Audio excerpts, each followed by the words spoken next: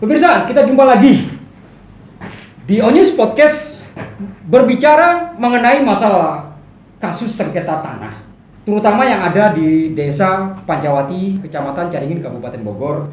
Diduga ada beberapa mafia tanah, ya, yang mereka lakukan di Desa Pancawati, ya, masih diduga telah menjolimi masyarakat yang seharusnya menerima hak garap tanah dari PT Rejo Sari Bumi berdasarkan produk retribusi, ya, tanah di sana. Kita akan bicara langsung dengan beberapa narasumber malam ini. Saya akan memperkenalkan narasumber yang hadir di studio Onyus Podcast, Pak Bahru. Ya. Masyarakat petani. Ya.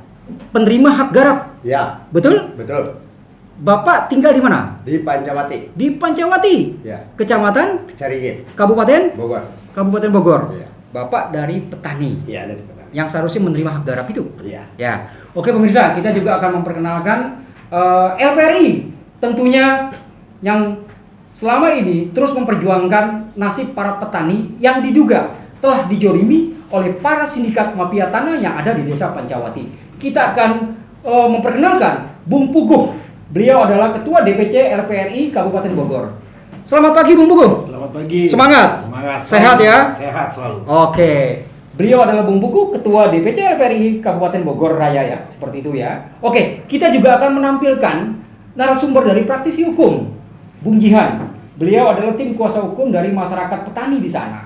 Selamat pagi Bung Jihan. Selamat pagi. Sehat Bung? Alhamdulillah sehat. Alhamdulillah sehat ya. Oke. Jadi seperti itu, kita akan melakukan perbincangan pertama. Tentunya saya akan bicarakan langsung dengan Pak Bahru ya. Ya. Pak Bahru. Iya. Pak Bahru kan kalau nggak salah sudah menggarap lahan itu sudah cukup lama ya. Iya. Dari tahun berapa Pak Bahru? Dari tahun 2006. 2006. Iya. Menjadi penggarap. Iya. Petani. Iya, petani. Bapak berkebun apa di sana? Sayur mayur, Pak. Sayur mayur. Iya.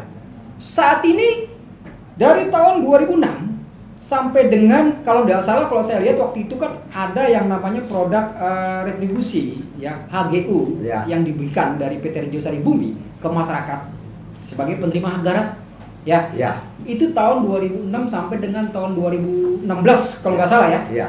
Bapak menerima hak garap tanah kan? Iya, nerima. Sertifikatnya Bapak terima nggak? Enggak. Nggak terima? Enggak terima. Kan itu hak Bapak. Iya, karena kalau dengar sih dengar, saya langsung bawa sertifikat saya ada gitu dari BPN langsung. Iya. Cuman saya menerima enggak, lihat pun enggak. Nggak menerima? Enggak. Jangan Padahal menerima, waktu itu- lihat juga enggak. Padahal waktu itu diserahkan sama Menteri ATR loh, Iya. Pak Muslidan Baldan, Iya. dan bupatinya saat itu kalau nggak salah Bu Yanti memberikan langsung kan sertifikat secara simbolis.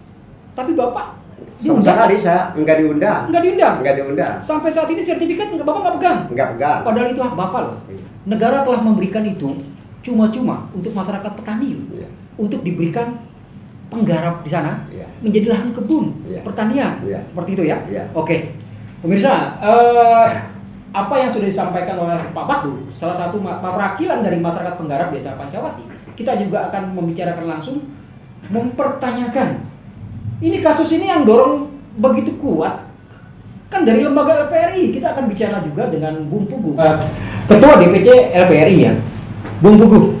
Siap. Menyikapi persoalan diduga adanya sindikat para mafia tanah yang ada di Desa Pancawati, Caringin, Bogor. Bung Puguh, LPRI sampai tertarik menyikapi persoalan sindikat mafia tanah itu seperti apa sih awal mulanya? Baik, terima kasih Om Dayat. Ya. Bapak bilang kalau nggak kenal artinya kan nggak sayang. Betul, pemirsa. Jadi sebelumnya izin saya perkenalkan diri, nama Ya. saya Puguh Kuswanto. Jadi saya menjadi Ketua DPC LPRI Bogor Raya, Oke. yang meliputi Kabupaten Bogor dan Kota Bogor dan Kabupaten Bogor. Oke. Apa sih LPRI? Hmm. LPRI ini singkatan dari Lembaga Pengawasan Reformasi Indonesia. LPRI. Nah tentunya ini LPRI ini banyak menyikapi, Iya. karena misi dan misi LPRI salah satu adalah menyikapi mengenai keuangan negara, mengenai aset, mengenai mafia-mafia tanah. Jadi saya tertarik secara pribadi dan secara lembaga. Kenapa hal ini menjadi perhatian khusus, bahkan kami sangat serius menangani Konsen kasus banget ya? ini, konsen sekali. Konsen sekali. Ya. Oke. Jadi bagaimana sih cerita awalnya? Iya, gimana Jadi, tuh? cerita awalnya sebetulnya adalah memang laporan masyarakat ke kami. Aduan masyarakat. Aduan ke lembaga LPRI. Sekali ke lembaga LPRI. Oke. Nah kebetulan di LPRI ini kami punya tim. Yang pertama kita punya namanya tim intelijen. Oke. Jadi kita punya tim intelijen yang pekerjaannya adalah melakukan Pengumpulan data-data. pengumpulan data-data di lapangan. Investigasi. Ya? Termasuk kami juga punya tim namanya tim investigasi. Jadi mereka ini bekerja sama. Oke.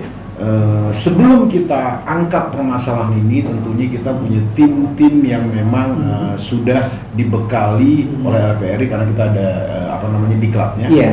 Jadi lembaga membekali mereka bagaimana mencari data, bagaimana mengumpulkan data, Iya. supaya kebenaran ini kita bicaranya berdasarkan data. Di depan saya ini ada setumpukan dokumen, Iya, dokumen. yang memang menjadi data-data yang valid, insya Allah valid data. Temuan di lapangan. Temuan di Dan lapangan. sumber dari beberapa Dan sumber.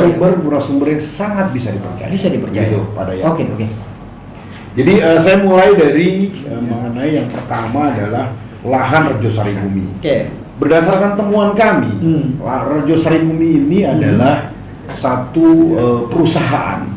Iya. Perusahaan yang sebetulnya miliknya keluarganya Pak Soeharto. Oh ya, era Soeharto. Betul sekali. Presiden Soeharto. Betul Oke, sekali. lanjut. Jadi era Soeharto saat itu bentuknya adalah HGU, Hak Guna Usaha. Hak Guna Usaha. Itu luasnya kurang lebih berdasarkan penelusuran kami dari beberapa sumber investigasi kami dan tim intelijen kami bahwa HGU Rejosari Bumi yang luasnya hampir 700 hektar ini zamannya Pak Soeharto dipakai untuk peternakan sapi. Peternakan sapi. Iya. Untuk perkebunan teh begitu. Oke, iya. Jadi pada tahun 2014 atau 15 saat itu Rejosari Bumi berdasarkan permintaan masyarakat, dorongan masyarakat bahwa Rejosari Bumi harus melepas hak HGU-nya sebagian. Dan itu realisasi. Iya. HGU itu dilepas karena memang ini izin Pak, waktu itu perjuangan Bapak yang saya dengar dari Kades Lama. Iya. Apa sih yang kami lakukan investigasinya? Yang pertama awal kami adalah tim investigasi kami adalah mendatangi satu petani-petani yang terzolimi terhadap haknya. Iya. Itu kami datangin satu persatu, kita integrasi, Iya. kita wawancara mereka untuk mendapatkan data-data langsung dari petani. Oke. Itu yang pertama. Setelah itu kami juga melakukan menanyakan langsung juga kepada pejabat-pejabat terdahulu. Oh iya. Betul. Saat itu masih menjabat. Ya. Jadi pertama pejabat yang kami tanyakan adalah, yang pertama adalah kita coba datangi, tim investigasi kami adalah ke Kades Lama. Kepala Desa Lama. Kepala Desa Lama, Di Desa tahun Pancawati. Waktu tahun pertamanya. Waktu tahun pertama. Oke. Yang pertama Kadesnya adalah kalau nggak salah itu Pak Oman. Pak Oman. Ya. Kepala Desa saat itu Pak Pak Oman ya. Pak Haji Oman. Tahun itu Pak ya? Haji Oman. Pak Haji Oman. Pak Haji Oman. Apakah Pak Haji Oman masih hidup saat ini? Masih hidup. Masih Ada, hidup. masih ada ya. Masih ada. Oke, lanjut Bu. Ya. Setelah itu masanya Pak Haji Oman itu adalah Haji Deden. Haji Deden. Cuma Periode selanjutnya ya. Periode selanjutnya. Haji Deden. Haji Deden itu kalau nggak salah periodenya itu sekitar tahun 2010-an lah kurang lebih. 2010-an. Ini lama sekali kami sampai Iya, datangin iya. investigasi ke sana. Iya. Setelah itu Haji Deden saya melihat ternyata sudah almarhum. Cuman catatan kami Haji Deden Ada.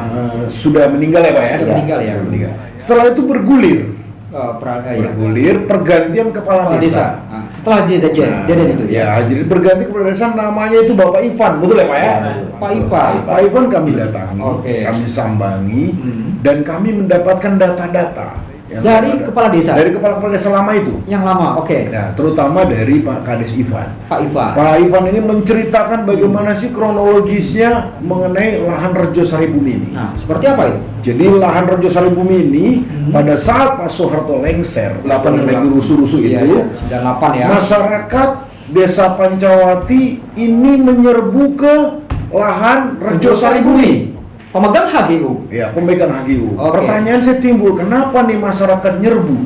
Setelah Pak Harto lengser, 98. masyarakat nyerbu nih. Nyerbu. Berbondong-bondong Betul ya, Pak? karena merasa haknya di sana yang masuk waktu itu diambil. ya? Siang malam. Siang malam. Siang malam. Entah itu kebunnya di dipangkas-pangkasin semua. Dipangkas-pangkasin. Iya. Oke, lanjut Bu.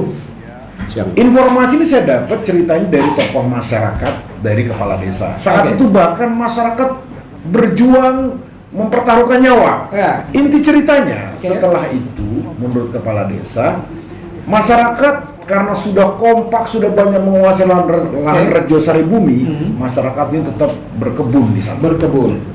Oke. Kebunnya Pak Harto di situ diambil masyarakat, dipatok-patok masyarakat, mereka Gunakan untuk berkebun. motong-motong kebun teh ya. Iya, betul. Kebun teh dibalikan ke kebun-kebun Sayur mayur. mayur. Ya.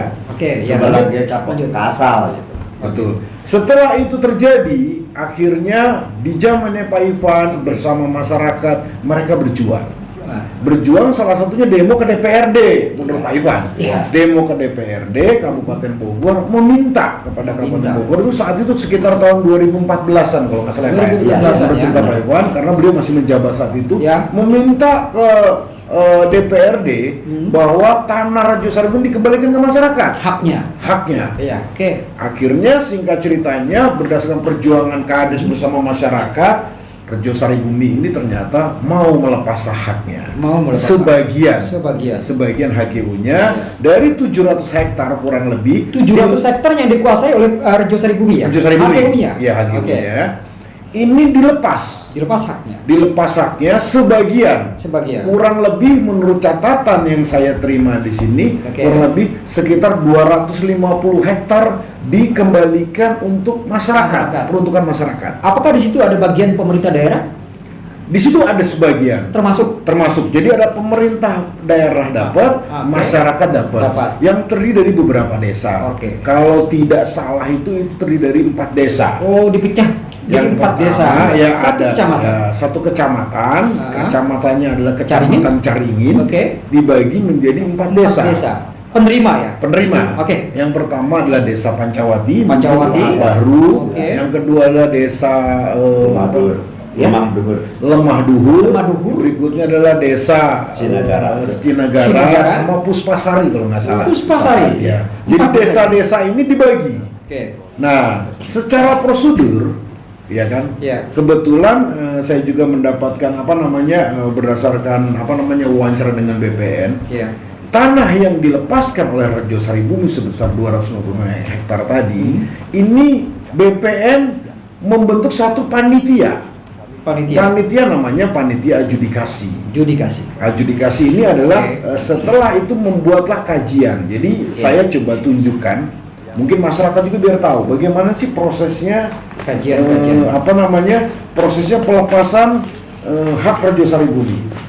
Bagaimana sih prosesnya aturan yang harus dilaksanakan oleh Badan Pertanahan Nasional. Oke. Panitia Badan Pertanahan Nasional ini membentuk tim, namanya tim adjudikasi yang terdiri dari timnya melalui SK Kepala Kantor BPN bahwa tanah yang dilepaskan tadi itu kan harusnya masuk ke Landform. Ada namanya di BPN itu ada namanya tanah Landform.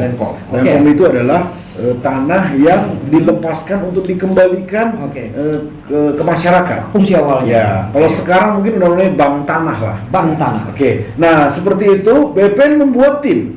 Tim adjudikasi bersama di situ timnya adalah tim BPN bersama tim desa. Tim desa. Ya. Dari unsur desa. Biasanya unsur BPN itu ada dari orang teman-teman Landform, mungkin kasubsi dan lain-lain. Dan desa biasanya diambil itu kepala desa sama bagian pertanahan di desa dan biasanya kasih pemerintahan. Oh iya. Pasti ada panitianya yang di-SK-kan oleh BPN. Oke. Nah, proses ini setelah panitia terbentuk, di sini syaratnya Landform adalah mereka melakukan survei, pengumpulan data.